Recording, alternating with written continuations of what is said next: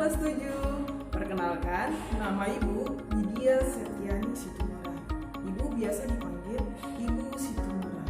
Di kelas 7 ini, Ibu yang akan mengajar PPKN atau Pendidikan Pancasila dan Kewarganegaraan. Baik, materi kita hari ini adalah tentang Perumusan Pancasila sebagai dasar negara. kemenangan Jepang di Asia tidak bertahan lama. Satu persatu daerah yang dikuasai Jepang kembali ke tangan sekutu. Melihat hal tersebut, Jepang akhirnya mengumumkan pembentukan Dokuritsu Junbi Chosakai atau Badan Penyelidik Usaha-Usaha Persiapan Kemerdekaan Indonesia pada tanggal 1 Maret 1945. Janji Jepang membentuk BPUPKI direalisasikan pada tanggal 29 April 1945 bersamaan dengan hari ulang tahun Kaisar Hirohito. Ketua BPUPKI adalah Dr. Rajuman Weddiodiningrat. Wakil Ketua BPUPKI ada dua, yaitu R.P. Suroso dari Indonesia dan Ichiban Asil Yoshio dari Jepang. BPUPKI mengadakan 0 kali sidang resmi dan 1 kali sidang tidak resmi. Sidang resmi pertama dilaksanakan tanggal 29 Mei sampai 1 Juni 1945 membahas tentang dasar negara. Sidang resmi kedua dilaksanakan tanggal 10 sampai 17 Juli 1945 membahas tentang rancangan Undang-Undang Dasar. Sidang tidak resmi berlangsung di masa reses antara sidang pertama dan sidang kedua. Sidang ini dipimpin oleh Insinyur Soekarno dan membahas tentang rancangan pembukaan Undang-Undang Dasar 1945. Sidang ini dilaksanakan di Gedung Chu Samiin yang sekarang dikenal sebagai Gedung Pancasila. Muhammad Yamin mengusulkan secara lisan 5 dasar bagi negara Indonesia merdeka, yaitu 1. Peri kebangsaan, 2. Peri kemanusiaan, 3. Peri ketuhanan, 4. Peri kerakyatan, dan 5. Kesejahteraan sosial. Muhammad Yamin juga memberikan konsep mengenai dasar negara Indonesia merdeka secara tertulis, yaitu sebagai berikut.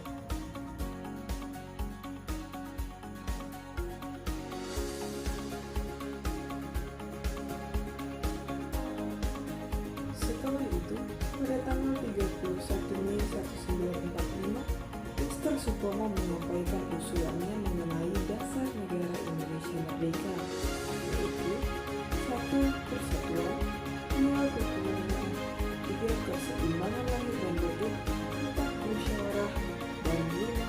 Keadilan rakyat. Insinyur Soekarno pada tanggal 1 Juni 1945 menyampaikan usulannya mengenai dasar negara Indonesia merdeka, yaitu 1. Kebangsaan Indonesia, 2. Internasionalisme atau perikemanusiaan, 3. Mufakat atau demokrasi, 4. Kesejahteraan sosial, 5. Ketuhanan yang berkebudayaan. Kelima dasar negara tersebut dinamakan Pancasila. Pada akhir masa sidang pertama, Ketua BPUPKI membentuk panitia kecil yang beranggotakan 8 orang, yaitu sebagai berikut.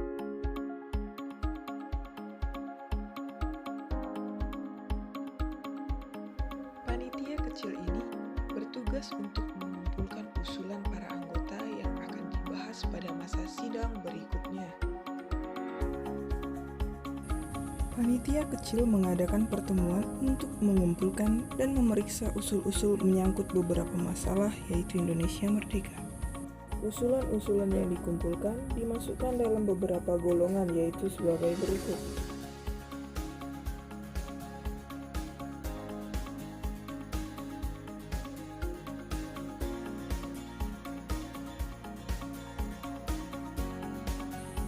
Sesudah sidang Chu Samiin, panitia kecil mengadakan rapat dengan 38 anggota BPUPKI. Pertemuan tersebut membentuk lagi satu panitia kecil yang berjumlah 9 orang dan dikenal sebagai Panitia 9.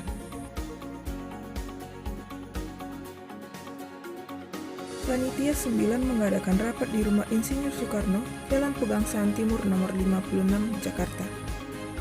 Tanggal 22 Juni 1945, Panitia 9 mencapai satu kesepakatan tentang rancangan pembukaan Undang-Undang Dasar. Insinyur Soekarno menamai rancangan pembukaan hukum dasar tersebut Mukadimah. Mr. Muhammad Yamin menamainya sebagai Piagam Jakarta. Sukiman Wirjo Sanjojo menyebutnya Gentleman Agreement.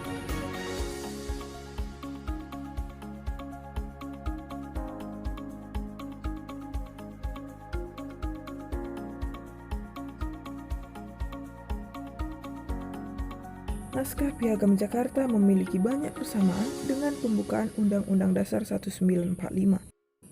Naskah Mukadimah dibawa ke sidang BPUPKI, dan di tanggal 14 Juli 1945, Mukadimah disepakati oleh BPUPKI. Dalam alinea keempat naskah Piagam Jakarta, terdapat rumusan dasar negara yaitu sebagai berikut.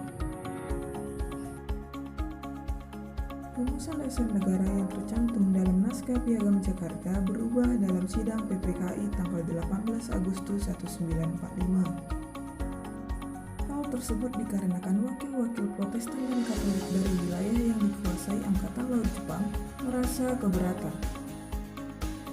Rumusan yang berubah yaitu ketuhanan dengan kewajiban menjalankan syariat Islam bagi pemeluk-pemeluknya dan diganti menjadi ketuhanan yang Maha Esa.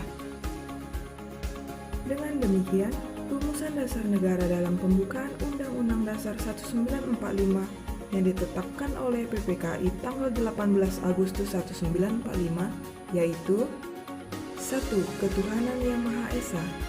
2. Kemanusiaan yang adil dan beradab. 3. Persatuan Indonesia. 4. Kerakyatan yang dipimpin oleh hikmat kebijaksanaan dalam permusyawaratan perwakilan, dan 5. Keadilan sosial bagi seluruh rakyat Indonesia.